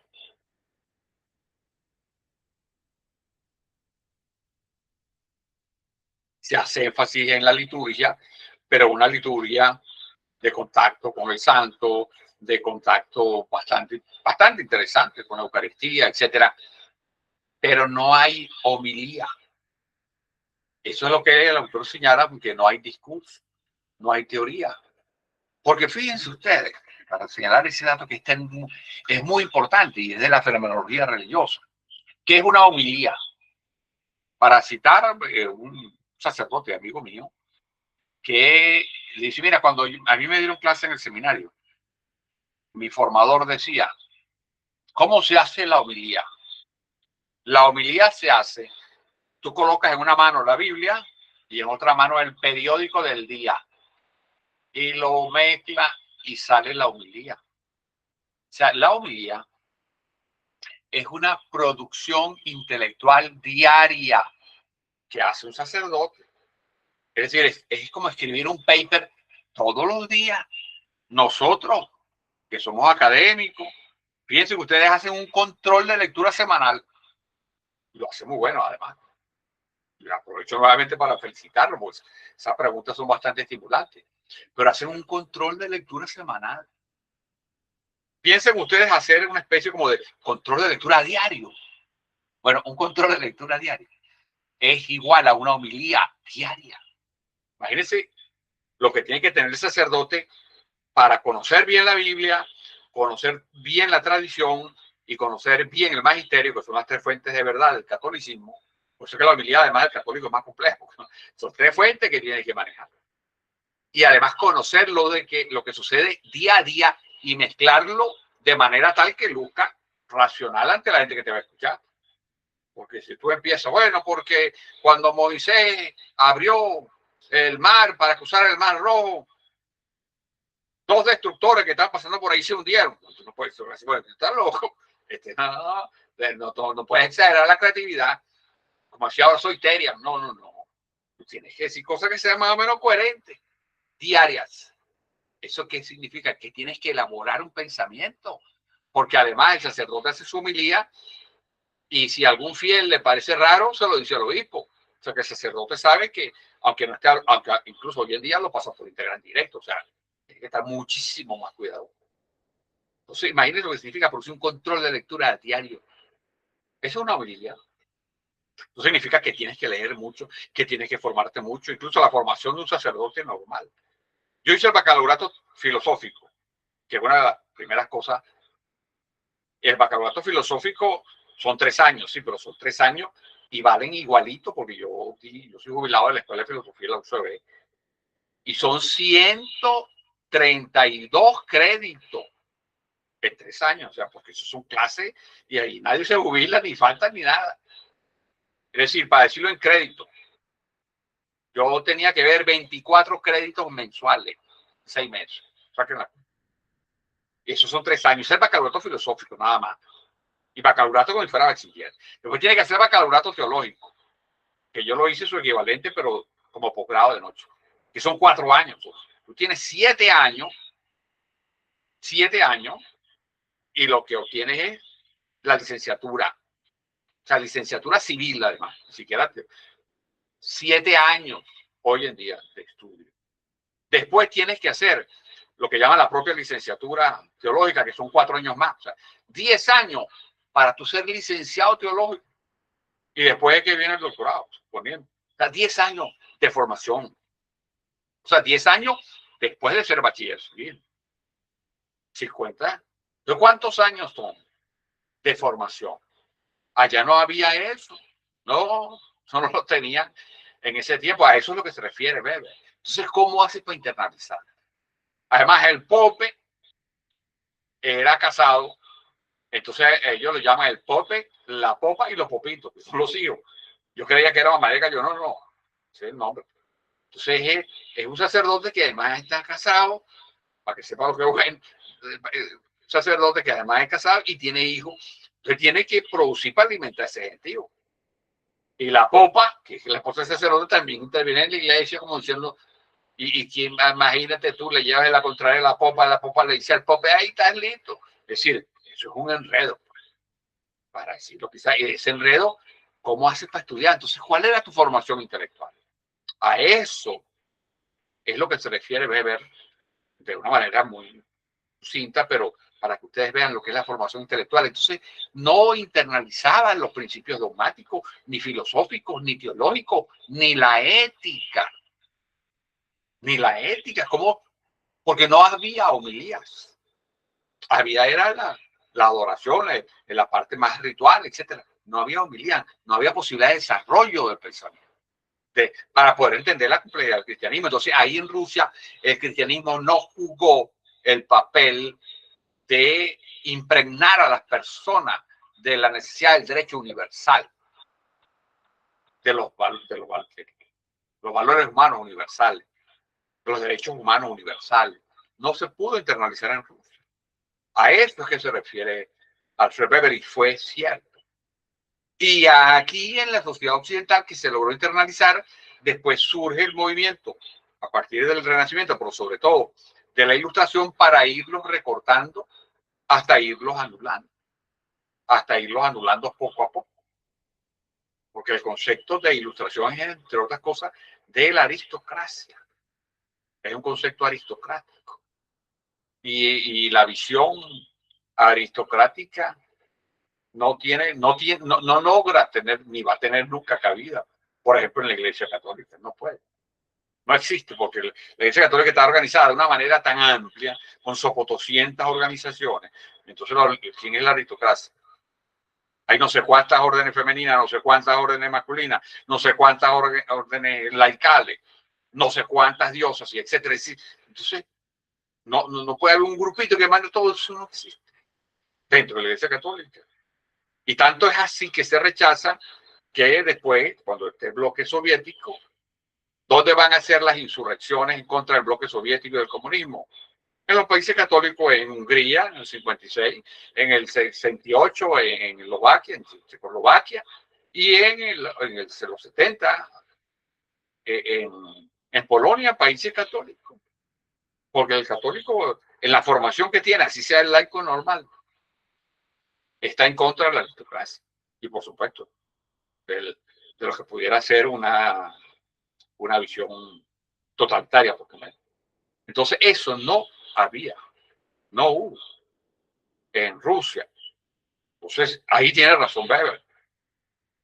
Tiene razón Weber. Lo que pasa es que yo hoy le añadiría, no crítica a él, porque eso fue hace 100 años, que ahora empezó en Occidente un desmantelamiento de la base social a través de la destrucción del cristianismo, y con esa destrucción empieza a surgir las distintas intenciones de, permítame pensar por usted, de la ilustración, que son los grupitos, por ejemplo, la gran oligarquía de los empresarios, de los finales, del capital financiero. Recordemos que el capital financiero es el capital con mayor composición orgánica. Ya ha dicho eso, cuando habla del imperialismo como expresión del capitalismo financiero, como decía Lenin, eso es cierto, porque aumentó tanto la composición orgánica que ahora a esa composición orgánica se le suma el que estamos en el periodo de por lo menos la quinta revolución industrial. La quinta revolución industrial, que ya será la revolución de la información, pero ya es de la inteligencia artificial y de todo lo que tiene que ver con lo que, por ejemplo, se llama las corrientes del transhumanismo y del poshumanismo, que en definitiva están hablando de la eugenesia y de la eutanasia. O sea, de cómo liquidar al otro de una manera, o cómo convertir al otro en inferior para tú convertir a unos en superiores. Porque la eugenesia fue la teoría que estaba en la base de que los negros eran inferiores, por ejemplo, finales del 19 y principios del 20. Y esa teoría eugenésica después la toma Hitler. Y se están encontrando, porque en definitiva son expresiones de políticas de algunos sectores que en definitiva tienen como norte convertir al hombre en un esclavo, en este caso como siervo de la gleba, y quizás aquí pudiera ser interesante, incluso para mí, buscar más información acerca de lo que llaman la refeudalización del mundo y cómo esa refeudalización puede hacerse o no hacerse, o es parte de los enfrentamientos que se están dando en la lucha y guerra de las civilizaciones que planteaba Huntington, que hoy en día son 4 clarísimas: Estados Unidos, China, Rusia y la India, y que fue precisamente lo que planteaba Huntington, y es lo que vamos a ver, si Dios quiere, el próximo semestre. Bueno, ya nos estamos acercando al final. Como decíamos en algún momento, esto es una prueba de resiliencia. Venezuela hoy nos necesita aún más porque tenemos que trabajar más por los que se han ido, por lo que viene para la reconstrucción, y el papel de los científicos sociales es aportar ciencia, es aportar conocimiento, es superarnos a pesar de todas las adversidades y aumentar nuestro conocimiento del mundo, cada quien con la tendencia que considere que es adecuada para su gusto. Eso será un asunto de cada quien. Nosotros aquí simplemente tratamos humildemente de colaborar en la búsqueda de un espacio para una discusión profunda sobre estos temas. Les doy nuevamente las gracias por haber estado aquí, por haber enviado sus preguntas. Los que no han enviado el control, no hay problema, lo pueden enviar durante la semana que viene. Y bueno, si Dios quiere, nos veremos el próximo lunes. Así que pasen muy buenas noches.